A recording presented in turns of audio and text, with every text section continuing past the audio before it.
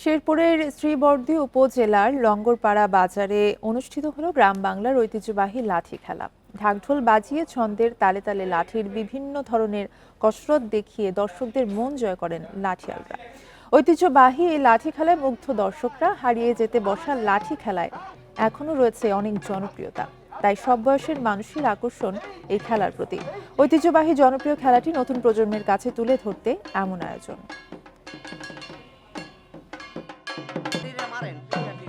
খেলাটা খুব ভালো লাগে। খেলা কত ডুল মাইক মারছে তালুক পাড়া তো শুনছি হুই না আমরা আই করছি 8 জুন নারী বাড়ি খেলা দেখে খুবই আনন্দ লাগে।